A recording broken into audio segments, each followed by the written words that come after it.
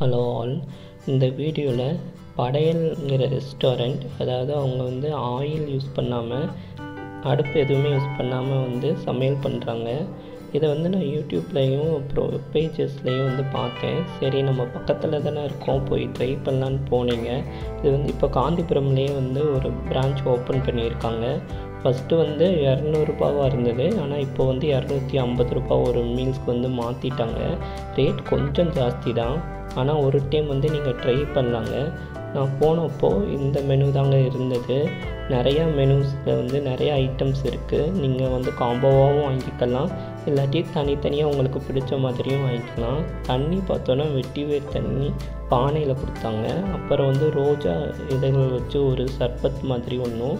Meals வந்து ரொம்பவே கலர்ஃபுல்லாக இருந்தது. நம்ம வழக்கமாக வாங்குகிற மீல்ஸ் மாதிரி எல்லா ஐட்டமும் இருந்தது. செட் அவுட் ஏரியாவில் கூழாங்கற்கள் வச்சு வந்து போட்டிருந்தாங்க. அப்புறம் அவங்க ஆன்லைன்லேயே வந்து கிளாஸஸ், கோர்ஸ் இதெல்லாம் எடுக்கிறாங்களாமா. சில பேர் இதை கற்றுட்டு போய் சென்னையிலலாம் ஓப்பன் பண்ணியிருக்காங்களாமா.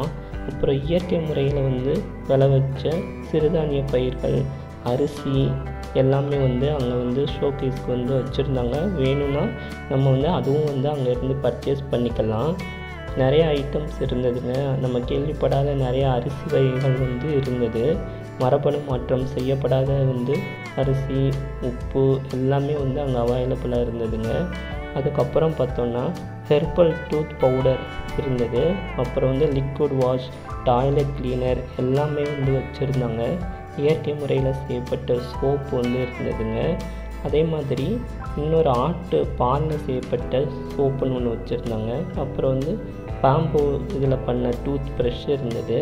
அப்புறம் இயற்கை விவசாயிகள், அறிஞர்களான சில பேர் ஃபோட்டோவும் வச்சுருந்தாங்க.